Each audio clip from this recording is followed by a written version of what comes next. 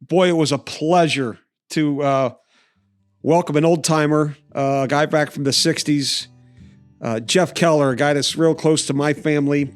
We were able to talk about the early days of Wasaka Boys Club, his time in the junior camp. His first trip was with Stub Muhl. Great story. And what camp meant to him. Again, it was a pleasure for me. I was named after Jeff, and we hope you enjoy the show.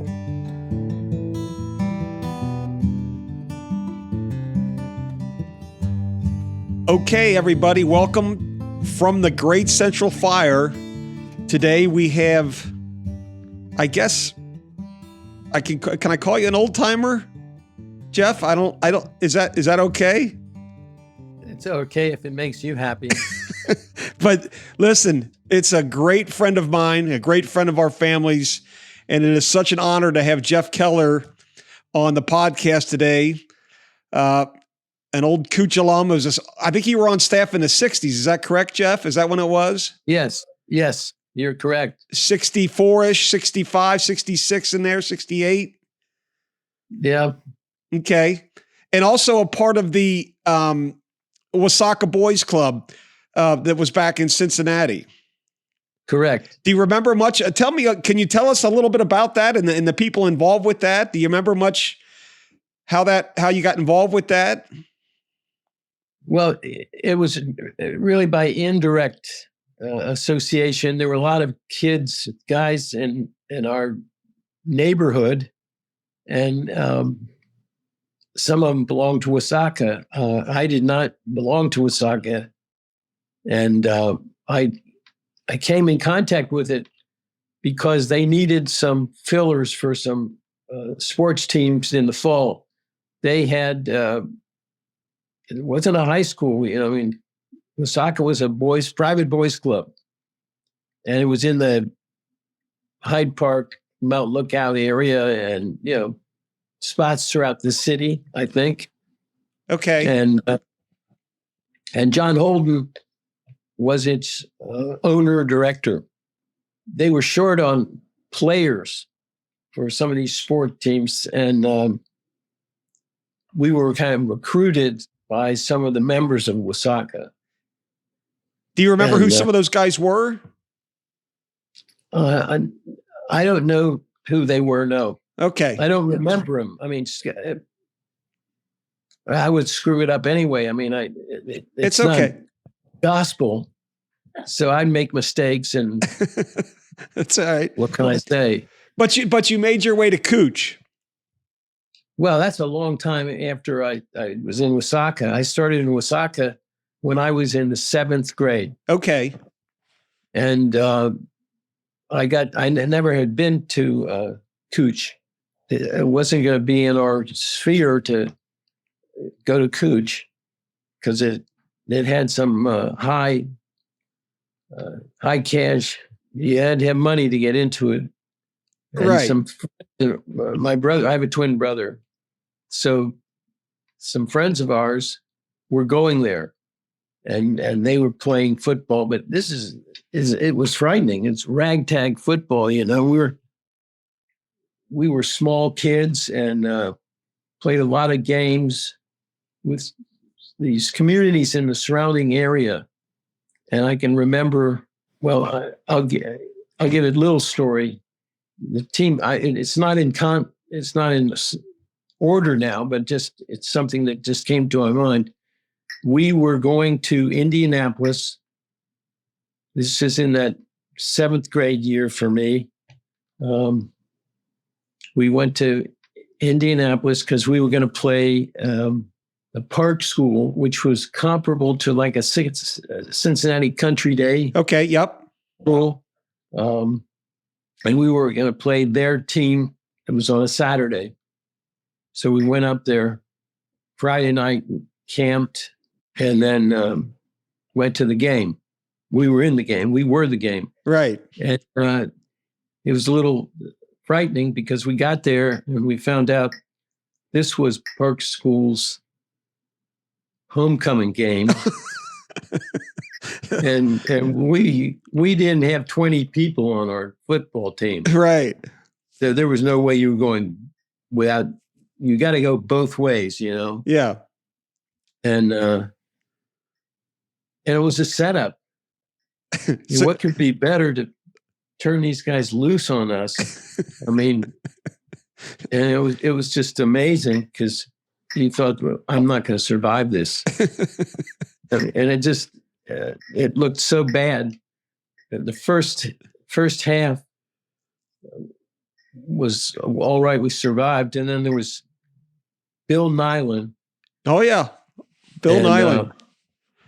He was kind of one of the coaches, and we go into this locker room at Park School, and Bill Nyland's going to give us a Newt Rockne charge, you know, to put it all together and go out there and kick some ass or whatever it was. Yeah. And we told Nyland to sit down because we were preparing ourselves to be fodder.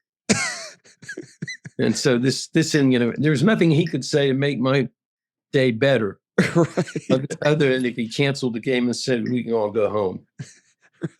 So we played. We didn't win, but we made it through. We survived. Hey, that's a win right there, I would say. Absolutely. Yeah. So how did you? What you came to Kooch your first year as a staff person? I came in my senior year in high school. When I graduated, I went to Kooch for the summer. Okay, and who was it? Holden that connected you with it? I mean, is that who introduced you basically to Kooch, or just being around Wasaka, you knew about it, or? Yeah, and being around Wasaka, we knew about it. Okay, and then they did some camping, and at Wasaka, you go. Holden owned a couple number of acres, and some I can't remember exactly where it was, but it was. In that Mount, I don't know, it was Mount Washington. I'm okay, not 100% yeah. sure it was. And that was how I got to know Holden. They brought us, and then I went to Wasaka because that was near Withrow High School. Yeah, mm-hmm. And we went to Holden had a house on Salem Avenue, right, and in the basement of the house there was what do you call it? Was it a pool table down there or something? Pool table, right? It was a pool table. And then Holden came up to us and he said, what's going on? We hadn't been around because football season was over, and they were into their basketball season. And we said, well, we didn't know we were members of the club.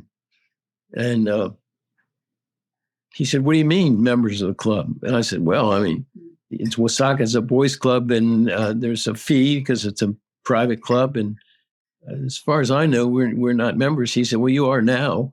Oh, wow. Okay. Yeah. I made you a member now. Yeah. Well, good. And so that's how we got on it. That just got us into the Wasaka, and we were members from now on. Good. That's awesome. So your time at Kooch, I mean, you remember your first summer? I mean, you enjoyed your time there? Yeah. I remember I graduated from high school. Were you in the junior camp? Yeah, yes. As a counselor?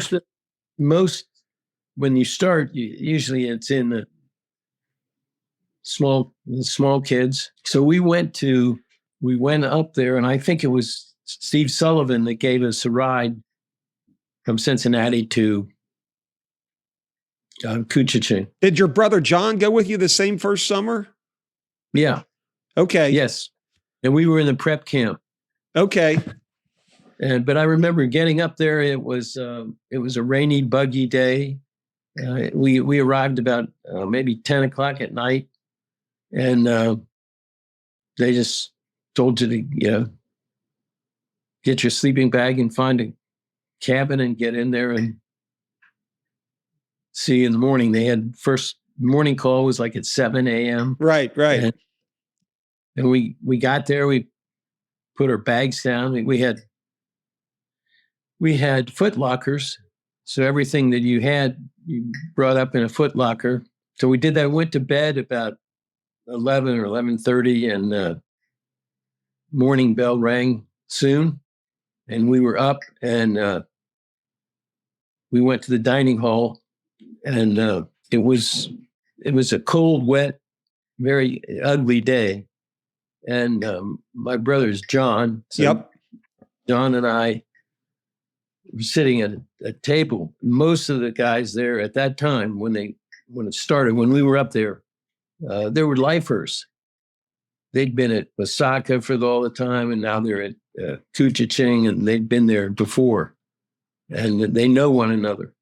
And my brother and I are sitting at this table, and we're going. I just looked at him. I said, "This could be a long summer." You don't know anybody. Right. You don't know what's going on. I'd never been in a canoe. Right. And, now, how was your canoe trips then? How did you like those? And do you have any stories from your canoe trips that stick out to you? Well, one in particular, Stub Muhl was the trip head of this trip that I was on. My first Kooch trip was with Stub Muhl. Wow. And there were Roger Scrivener was one of the counselors.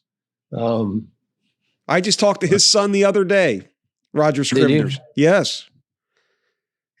Is Roger still around? He is. He's living in Florida. So he's retired now. I'm sure, yeah. But anyway, go ahead. I didn't mean to. No. Stub and Roger Scrivener on the trip. Okay. Oh, Roger. Well, Stub, yeah. Stub Muhl was a football player at the University of Illinois. Correct. And what was he? Who was the guy that he was? That would have been Red Grange. Red Grange was a national star. Yes. It was teammate of Stubbs. Yep. Well, and Stub weighed all of 135 pounds, I think. Right. He was a little wiry guy. And so he's my trip head, and he's well in his 60s. And we go out there, and we have to learn how to pack all your stuff. I mean, you're trying to put all this together, but it works eventually. But first time I got in a canoe, I capsized, and I was near the prep area, prep and juniors, so I could pick myself up and come back and give it a whirl again. And you just have to learn what are you going to do? It's learned by fire. Right. And we get together, and we're going out on the boat, the original boat, what was it, about a 40-foot boat. Oh, the big boat. The big boat. Yeah. So they drop us off, and it was at Cherished. Yes. Which was a beautiful lake. I mean, It was wonderful. Stub said he heard that I liked to fish, and he said, we're gonna go fishing. And that sounded great. So the first night we camp, and all of a sudden somebody's shaking me, and it's Stub Muhl. It's 3 a.m. And he said, we're going fishing. And I thought, well, this is good. I said, what are we going to do? He said, we're going to go trout fishing. This lake is known for trout, and you have to go deep in that water to reach them. And I said, okay. So I'm paddling, and this was his fishing idea. I paddle, and he fishes. And I don't. What do you know? I mean, he's telling you, to do, and so I start paddling. Well, I paddled until 6 a.m, and it just wasn't my concept that it was going to be like this. Did you throw a line in? No, I didn't have it. Somebody had to paddle. So, hey, that brings me, you got to tell me this. Do you remember the story about the kid that wouldn't paddle in your canoe? He felt like his parents spent the money that he could do what he wants to do. Do you remember this story at all? Well, he told me it wasn't in my first year. It wasn't it was maybe this kid's first year, but he was complaining because I remember this, we had like a week of rain, and it was very bad. I mean, and the bugs are bad. This is now in July. I thought, I got to get out of this. I mean, he didn't give me any other options other than paddling for him. And when you're brand new there, you don't want to make an enemy out of the old star. Right. So I kept at it, and by the end, I was able to go fishing a couple times. This kid was in the bow, and he said he was complaining because he said it was miserable. And I said, well, he said, what am I going to do? I said, well, it's just your dad getting at you. He's trying to make it hard for you. And so you have an option. You can get in the game or not get in the game. And he said, well, I don't particularly like this. I said, well, that's the way it is. So just put your ass down in that chair and, the chair in the boat. Yeah. And I said, we'll go. And that reminds me, I'll give you another, because your dad was very influential in me as I came to Kooch and started with the preps and went to the juniors.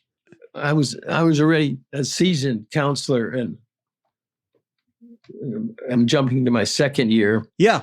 And yeah. We were going, I can't remember, we went into Canada and maybe Lake of the Woods, I think, and somehow we got into Lake of the Woods. Okay. Was my dad the trip head then? Yeah, he was. Okay. But this, maybe I'm going ahead. I'll jump ahead and then I'll come back. Yeah, that's fine. Yeah. Your dad and I had talked about where we were going to meet on our trip. Yeah. And so we were out there, and this is like the second night, and I'm supposed to meet him. And it's like 9 or 10 at night. I'm not exactly sure where I was or what I'm going to do. And I'm going, this is horrible. We ate peanut butter sandwiches in the boat at 9:30 in the evening. Right. And I'm going, I got to get everybody out. I don't know, how am I going to do this? And so the kids were saying we're lost. And I said, no, we're not lost. And so I said, we're going to yell, hey, Bugsy, where are you? And the kids everybody gets together. We have this trip with all the kids in it. And we start screaming, hey, Bugsy, where are you? And then all of a sudden there's this, I'm over here. And forget a compass. You don't need a compass. Right now, just yell. That's right. Just yell, and hopefully somebody will answer you. Well, I know he always talked about having great times with you up there. I know that. Well, the other thing is, once we went to what's the place all the way down at the end of Rainy Lake? Kettle Falls. Kettle Falls. We went to Kettle Falls. That's where we get picked up the next morning. Yeah. So we took our camping steer, set up, tents and all of this. And then we said, well, we're going to go to the Kettle Falls. So we go to Kettle Falls, which, is they have a hotel at that time. Little bar. And it's up on a bluff. Yeah. Have you ever been? We went there, and we decided we went to Kettle Falls, and then we bought maybe a 6-pack of beer and brought it back to the campsite. This was not condoned behavior. And no, that's all right. So the kids start saying that we're drunk. Your dad, Bugsy, and me. And we said, no, we're not drunk. And we said, okay, we can prove that we drew a straight line, and then Bugs and I walked on our hands in line, and we said that's absolute proof that we're not drunk. That's funny. hands and do that. And then to get the beer cold enough and to keep that way, we sunk it in a netted bags that we made, put weights in them so they'd go down to the bottom of the lake. And but the water was cold down there. Yeah. And we just had our beer and went about our business. Well, I know you're not the first who's ever had a beer at Kettle Falls, at the end of a trip back in the day, Well, yeah, I mean, you wouldn't do that today. No, not today, but that's okay. That's the way it was back then. Well, yeah, and that's was good or bad. Right. But hey, so you were in cabin 2 in 68, I think I was looking. Yeah. And that has the big boulder out front. Yeah, I looked. It was funny because I saw 2 kids in your cabin were John Jolly and Tom Walters, 2 names that ring a bell that were a big part of camp, Right. Do you remember them in your cabin at all? Yeah, Jolly, Walters. I had about 9 kids in my cabin by myself. Right. Now they have a couple kids and couple counselors like that. Yeah. Yeah. There's more staff now.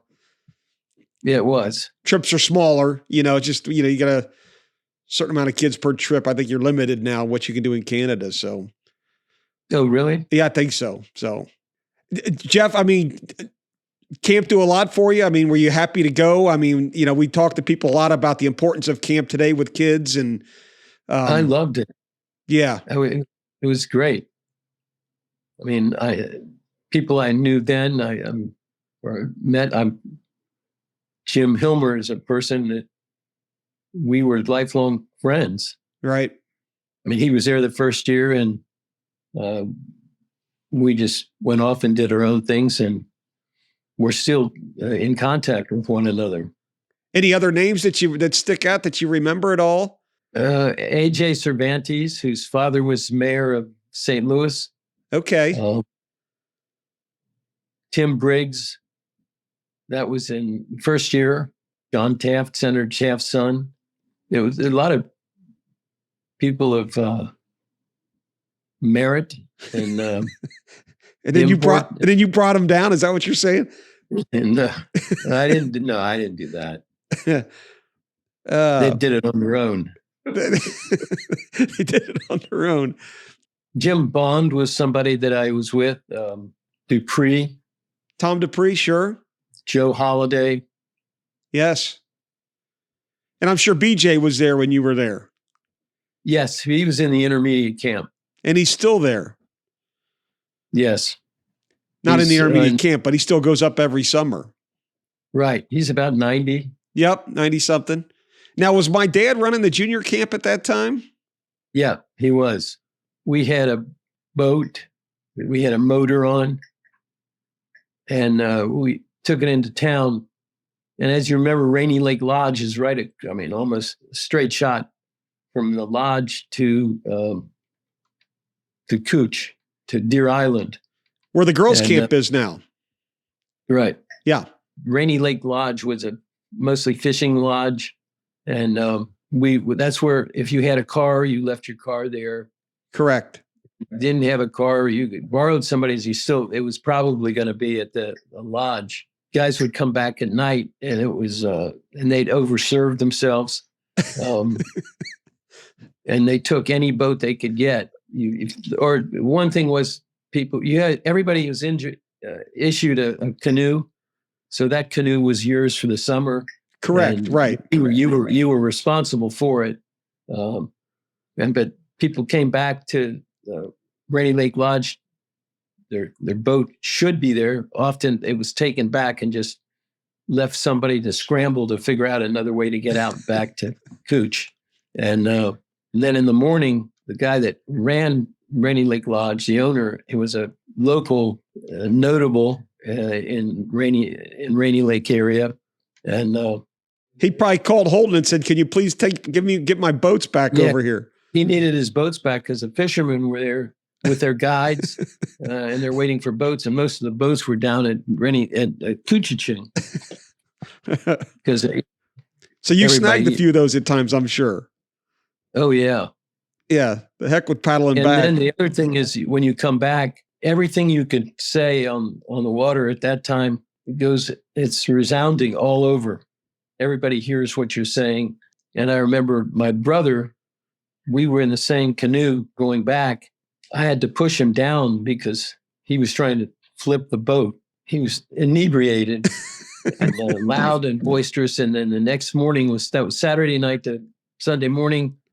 And Holden came up and told my brother he had to clean the pump house on the dock, the main dock. There was, for boats. Yes. Yeah. And he could barely stand. and I picked up that duty for him. John Holden came out and told me to leave, put my brother back to the boat in the gas house. He goes back to the gas house and he hurls. Yeah. John had his finger on everything, though. He knew what was going on, didn't he? Absolutely. Yeah. Yeah. He had his finger on everything. Now, 68 was your last year, correct? Was that your last? I was the third year in my graduate studies. They called me from Kooch and said there was a trip had to leave for family reasons. Okay. And they needed somebody to take a trip out. And that was a junior trip. And I went out and took that. That was maybe 74. Okay. Yeah. Does that make sense? Yeah. That's probably about right. Yeah. I know 68 was a big year. That was the year that, I don't know if you remember all this, but Holden, that was the year that Camp bought the rest of Deer Island off of Oberholzer, the northern half of it. And also, I don't know if you remember, that was the first year they used the sauna. Did you ever get in the old sauna back then? And I think I bring that up because they're rebuilding it now. The one that was built in 68 is now going down and the new one's going up. Really? Yeah. Yeah. So, well, I know the original one. Yeah, but that was the first year in 68 was the first year of the original one. Well, I know another story. Holden put me in charge of logging, I don't know, something I was supposed to be doing. What was the woodcraft? Woodcraft. Yes. Yeah. So I had to do some woodcraft, and I was trying to figure out what to do, and I didn't know enough to be dangerous. So I decided I would build a log cabin. Okay. And I went out in there, and I needed some base logs, and they were building an Indian crafts building. Correct. And I procured a couple of those logs because they were good logs for putting in the base because they were, I guess, some cedar, I think. I don't remember, but it was particularly beneficial to have that as your base. Yes, it was all out of cedar. You're correct. They wouldn't break down as easily, Right. So I took them. They were building a real log cabin house. And I thought this would be great to match it, and I didn't ask for those logs. I took them. And how'd that go? Not well, because it was well into the project when I tried to build this. And I was figuring out how to get a sign. I was trying to steal a sign from Rainy Lake Lodge because they had signs announcing it. And I thought, well, I'll put that on there. So we had a ceremonial inauguration of the cabin. I mean, it was the only time I went back to see if it was there, and the remnants were there. It was way the hell out in the bush, because how many acres are on Koochiching Island? It's 600-700, I believe. Yeah, that's what I thought. Yeah, it's a lot. So that was my log cabin, and that's classic. And the other thing that we did was, when you get your food for your trips, if you can make out your menus and turn it in to get some of the things you need. But otherwise, I would go up to the dining room and get into the cold locker where you have like some of you're going to take bacon on the trip or whatever, salami, all those things you could, and if you went up really early in the morning, you could beat the crowd. So we would do that as well. You sneak a little thing out of there a few things for your trip. Yep. and I got one of Holden's tents. He kept some of these good things, and you could figure out where they are and procure one, take one, and then try to keep it out of his vision so You're right. he wouldn't come after you. Exactly. Oh, gosh, that's hilarious.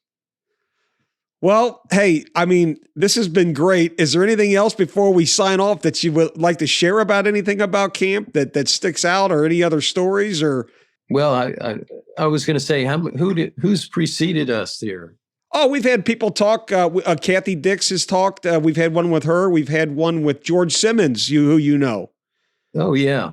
And then we had one with a young kid named Jamie Varley. But great guy. So you're the fourth one that we've had one with, and we've got a whole list of people ready to go and down the road. So, but I was happy to do this one. I mean, obviously, you and I go back a ways with. You were close with my parents, so close that I've got my name after you. They named me after you. Why the hell they did that, I have no idea, but I'll have to accept it. A public service I took on my own. But that's a true story. They named me after you, which I'm very honored to have that, to have that name, and have it associated with you means a lot to me. So it always has. Well, thank you. You're a kind person. Yep. But we appreciate you coming on today, and I hope we can get together sometime soon. And, thanks again for joining us. Take care. Okay, buddy. Bye-bye.